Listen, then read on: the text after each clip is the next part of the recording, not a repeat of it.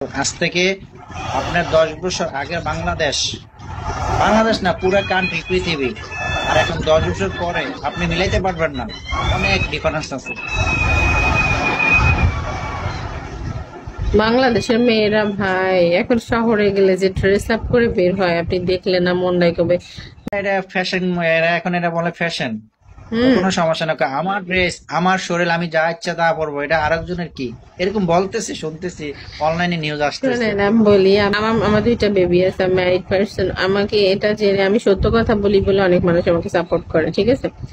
এবার একদিন একটা মেয়ের সাথে আমার পিকে দিছে, অনেকদিন আগের কথা, এটা 7-8 মাস আগের কথা। আমার পিকে দিছে, দিলে পরে আমি পিকে খেলতেছি, তা আমার ছেলেটা একটু কান্না করে উঠছে। আর আমার ব্যাকগ্রাউন্ড তো ভালো না, দেখতেছেন তো। আমি কিন্তু এভাবে লাইভ করি সবসময়, কারণ আমার ভাই এত সাজগোজের দরকারও নাই, ইয়াও নাই। আমি যেমন আছি তেমনই ঠিক আছি। আমি এমন না যে এখানে এসে কারোর বিয়ে শাদী করতেছি, কারোর সাথে পিরিত করে বেড়াচ্ছি যে আমার এত সাজগুজু করে থাকা লাগবে।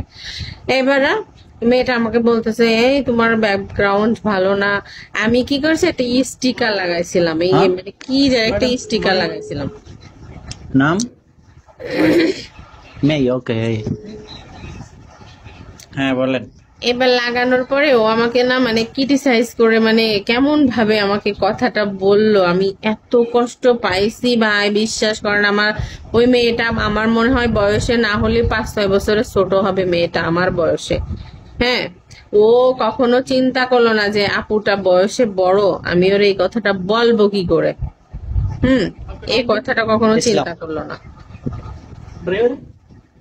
তো সেদিনের পর থেকে কোনো মেয়ের সাথে, মনে করেন আমি পিকে খেলি না, অফিসিয়ালও কোনো পিকে খেলি না, কোনো মেয়ের সাথে আমি পিকেই খেলি না, বাদ দিয়ে দিছি যে আমি যেমন আমার মতো থাকবো, কারোর সাথে জড়ায় আমার লাভ নাই।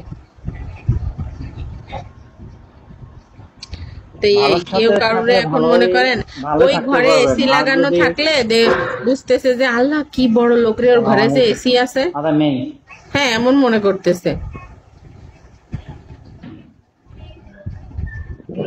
এই তো মনে করেন যে ভালো থাকলেও ভালো থাকতে দেয় না, খারাপ জায়গায় পোষায় নিতে চায়, চেষ্টা করে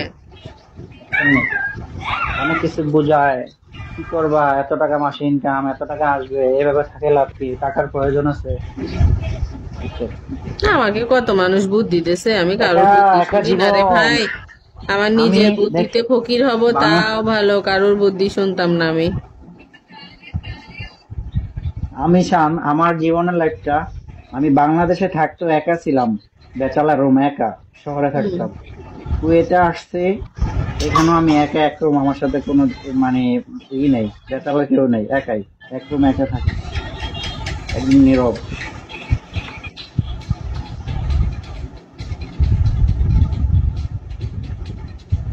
যাক, নিজের ডিসিশন নিজে নিয়ে চলবেন সবসময়, ওইটাই, তাছাড়া কি। রিজিকের মালিক আল্লাহ, বুঝলেন? রিজিকের মালিক হইছে আল্লাহ। আমার প্রতিদিন কি খাবো সেটা আল্লাহ ব্যবস্থা করে রাখছে। মনে করেন সে নুন হোক ফ্যান হোক, সে হয়েই যাবে। হ্যাঁ, আমার দিন চলেই যাবে, ওর অত ভেবে লাভ নাই। তাই অবশ্যই একটা কথা আছে, নিজের বুদ্ধি মরাও ভালো, পরের বুদ্ধি লড়াও ভালো না। নিজের ডিসিশন নিজে নিয়ে চলবে। এভাবে দুষ্টামি করতেছো কেন বাবু? তো তুমি আরো তাড়াইলে কেন? শুয়েছিল ওখানে। ভাইয়া কি করে, ভাইয়া কি জব করে আপু? ঠাকুরের কথা না বলি, বুঝেছেন? আচ্ছা ঠিক আছে, ওকে। হ্যাঁ ভালো আছি। কি অবস্থা?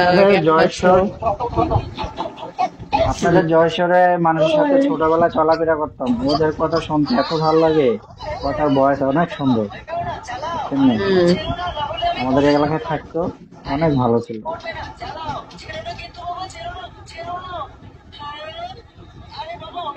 আজকে কি রান্না করছেন, কি যা খাওয়া দাওয়া করবেন? ও আমি আজকে ওই যে বললাম না, ঈদের ভিতরে মাংস খাইতে খাইতে আর ভালো লাগে না। এটা কালকেও মাংস রান্না করেছিলাম, করার পর ওটা ছিল।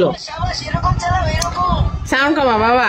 থাকার পর ওটা আমি ফ্রিজে রেখে দিছি, বাটিতে করে রেখে দিয়ে আজকে দুপুরবেলা আমার লাউ গাছ আছে, লাউ গাছের থেকে কয়েকটা ডোকা কাটছি, কয়েকটা আলু দিয়ে 3 পিস মাছ দিয়ে কুমড়া বড়ি দিয়ে এটা একটু ঝোল ঝোল করে মানে হালকা ঝোল ঝোল রেখে রান্না করেছে, ডাউল রান্না করেছি। আমি কই গোশের কাছে 15 দিন যাব না।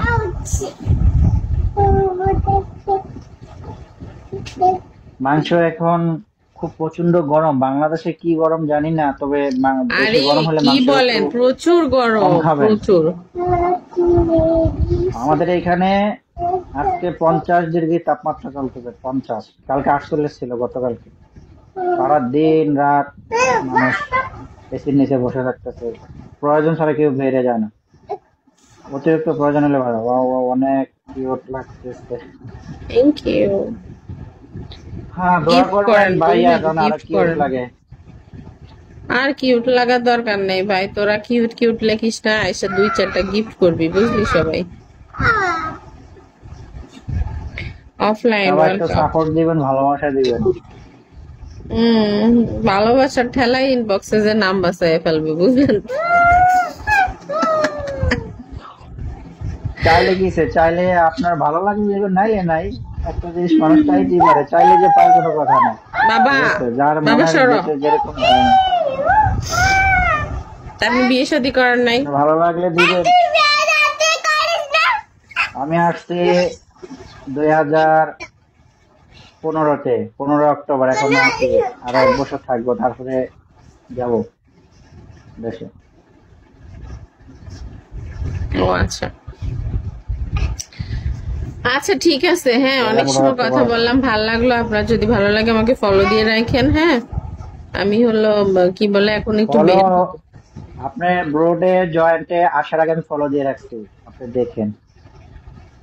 আচ্ছা ঠিক আছে, আমি আপনাকে ফলো ব্যাক দিয়ে follow দিছি, দিয়ে রাখছি। আসেন। হ্যাঁ, আচ্ছা ঠিক আছে, সমস্যা নেই। আপনাকে অনেক ধন্যবাদ কল নেওয়ার জন্য, সময় দেওয়ার জন্য। ভালো থাকবেন, মাঝে মাঝে আসলে কলে উঠাবেন, ঠিক আছে? নাম্বার মনে রাখিয়েন, আবার যদি ভুলে যান তাহলে তার উঠতে পারবো না। আচ্ছা ঠিক আছে, সমস্যা নাই। আচ্ছা, হ্যালো আপু। আচ্ছা ঠিক আছে, okay. ঠিক আছে, ভালো থাকেন। হ্যাঁ ভাইয়া, আপনি আমি বের কেন হয়ে যাবো এখন, পরে আসবো। হ্যাঁ, এখন কি বন্ধ করে দিবেন? এখন বন্ধ করে দিবেন? বন্ধ করে দিব, আমি পরে আসবো আবার। হ্যাঁ, ওই আসবানে, আবার আসবানে। এই পিচিটারে ঘুম পাড়াবো যে। ঠিক আছে, আচ্ছা ঠিক আছে, আমি ইনবক্সে আপনাকে দিয়ে মেসেজ দিব, সমস্যা নেই, প্রয়োজন নেই। ওকে ওকে, আল্লাহ হাফেজ। হ্যাঁ, তাহলে ভালো আসসালামু থাকেন। আলাইকুম। ওয়ালাইকুম আসসালাম।